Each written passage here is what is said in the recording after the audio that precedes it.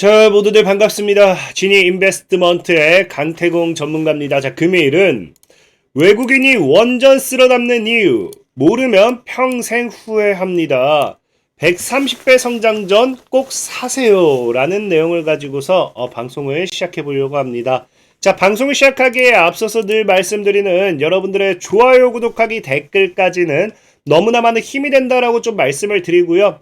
자, 그리고 늘 말씀드리지만 뭐 몇 배 성장하기 전에 몇 배 올라갑니다. 갑니다. 뭐 이런 식으로 얘기하면 못 믿는 분들이 굉장히 많아요.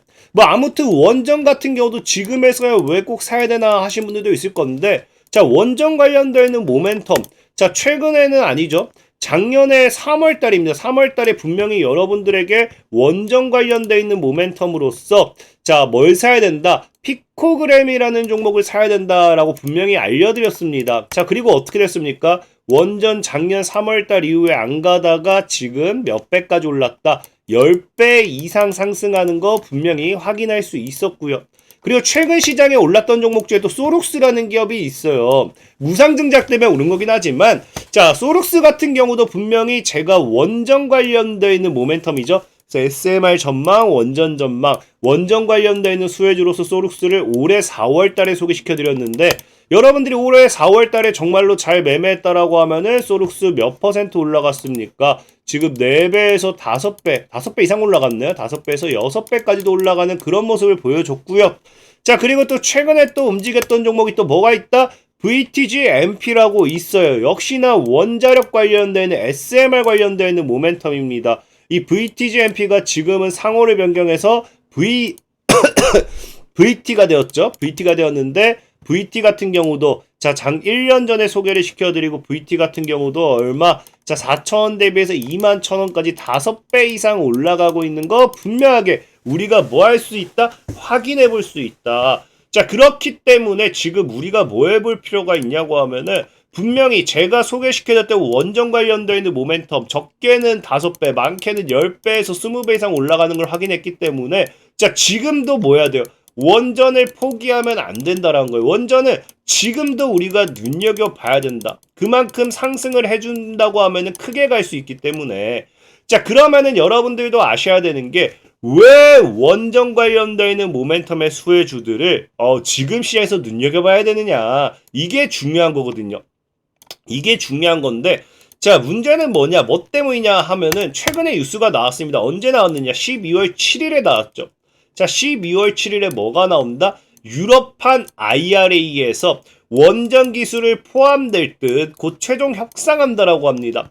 최종 협상이 된다고 하면은 이 유럽판 IRA 관련되는 모멘텀으로서 원전 관련 수혜주들이 또 뭐 할 수 있다? 움직일 수 있다라는 거예요. 근데 이걸 지금 유럽판 IRA라고 하면은 에이, 미국 IRA도 아니고 유럽판이 해봐야 뭐가 도움이 되느냐, 뭐가 좋냐라고 생각하시는 분들이 있을 수도 있어요. 있을 수도 있는데, 자, 분명하게 말씀드린다고 하면은, 자, 어떻습니까? 유럽판 IRA란 모멘텀으로 과거에 지금 MPC라는 종목이 있어요. 원래도 2차 전지주로도 많이 움직였지만, 자, 이 유럽판 IRA 관련해서도 이 당시에도 뭐 한다? 이 600주 폐배터리 시장 뒤흔들 유럽판 IRA라고 하면서 MPC라는 종목이 얼마까지 간다? 3,000원에 있다가 13,200원까지 4배에서 5배 정도 상승했거든요. 그러니까 이 유럽판 IRA라고 해서 우리가 지금은 무시할 게 아니라는 거예요. 그러니까 지금 뭐 해야 된다고요? 우리가 원전 관련되는 모멘텀을 이제 조만간 이 유럽판 IRA에서 포함이 된다. 최종 승인이 난다라고 하면은 분명히 뭐 할 수밖에 없어요. 움직일 수밖에 없기 때문에 눈여겨봐야 된다라는 겁니다. 자, 그러면 우리가 원전 관련해서 무엇을 뭐 눈여겨봐야 되느냐 뭐 봤을 때 뭐 사실상 원전이라는 거는 여러분들 알다시피 이 유럽판 IRA에 원전을 포함하는 이유가 뭐 때문이에요? 이 포함하는 이유가 원자력 발전 기술을 포함될 것인데 뭐 때문에? 탄소 중립 때문이라고 말하죠. 그러니까 여러분들이 알다시피 지금 미국 같은 경우도 뭐 하냐고 하면요. 2050년부터는 이제 넷제로 탄소 제로 이런 표현을 쓰면서 탄소 중립에 대한 이런 이야기가 계속해서 나오고 있습니다. 근데 미국뿐만 아니라 지금은 뭐라고 있어요? 전 세계가 탄소 중립으로 넘어간다 하거든요. 그러니까 어떻게든 지금 우리나라가 지금 이상기온이 너무나도 말이 안 되잖아요. 그러니까 탄소 중립을 통한 우리나라의 정상화, 우리나라가 이제 전 세계 정상화를 만들겠다, 온난화를 없애겠다, 뭐 이런 건데, 어쨌든 이게 뭐 미국뿐만 아니라 전 세계에서도 진행을 하는 거고, 우리나라 역시도 2050년도까지는 탄소 중립을 달성하겠다 뭐 말하는 만큼 앞으로 이 탄소 중립 관련되는 시장을 지속적으로 더 성장할 것이고 지속적으로 꾸준한 이슈가 될 수밖에 없습니다. 근데 이런 탄소 중립이라는 게 알다시피 지금 뭐 하고 있어요? 이 탄소 중립에는 뭐가 필요하다? 탄소 중립을 하기 위해서는 원전이 굉장히 중요하다라는 거예요. 원자력 발전이 없는 탄소 중립은 사실상에 불가능하다는 이야기를 할 만큼 원전에 대한 이야기가 계속해서 나온다라는 거는 앞으로 뭐예요? 이 탄소 중립을 2050년도까지 계속해서 꾸준하게 나아간다라고 하면은 이 원전은 뭐한다? 앞으로 성장하면 성장했지 죽을 수는 없다라는 겁니다. 자, 그렇기 때문에 실질적으로 봤을 때 우리나라 지금 현 윤석열 대통령도 최근에 뭐라고 해요? 이 전 세계적으로 원전 3배를 늘려서 탄소 중립을 하겠다라는 이런 이 모멘텀에 이런 이 우리가 챌린지라 표현해야 될까요? 갑자기 단어가 기억 안 나네. 어쨌든 이러한 이 다들 이 선언을 하는 것에서 뭐 한다고요? 이 국제적인 선언을 우리나라 역시도 동참을 하면서 3배 가까이 늘리겠다라고 이야기하는 겁니다. 자, 그만큼 앞으로의 투자금 투자 이슈 모멘텀으로서도 뭐 할 수 있다? 원전 관련된 모멘텀이 움직일 수 있다는 거겠죠. 뭐 어쨌든 뭐 이런 상황이기 때문에 여러분들도 알다시피 뭐예요? 빌 게이츠 같은 경우도 무온실가스, 그러니까 말했다시피 탄소 제로, 탄소 중립을 이루기 위해서는 뭐가 필요하다? 안정적 에너지원뿐인데 이것이 뭐다? 원전뿐이다.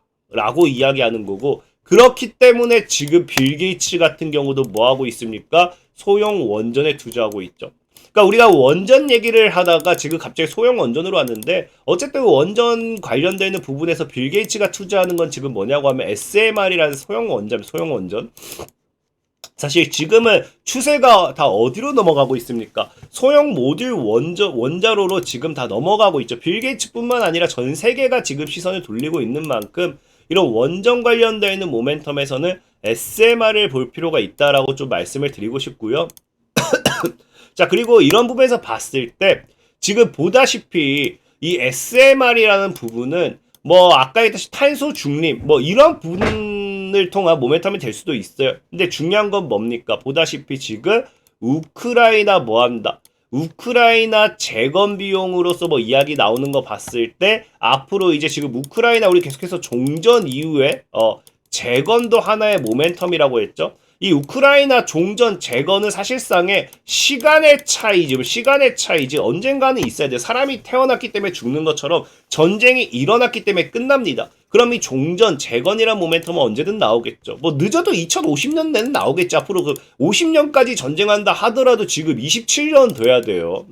50년도까지 우리가 지금 탄소 중립을 목표하고 있으면은 27년 전쟁 더 해야 되는데 이거는 말이 안 되니까 뭐 이전엔 나올 겁니다. 어쨌든 그래서 이 종전이란 모멘텀에서 재건과 함께 봤을 때 뭐 한다고요? 우리나라가 우크라이나 긴급 시설 복구 등에 이제 지원하는데 여기에 또 뭐가 있습니까? 소형 모듈 원전 SMR을 그 분야 사업도 역시 지원하려고 노력 중에 있기 때문에 이 SMR이라는 거는 앞으로 지속적인 이슈가 계속해서 나올 수밖에 없습니다. 그래서 그런 부분은 꼭 우리가 신경 써야 될 거라 생각하고 있고요.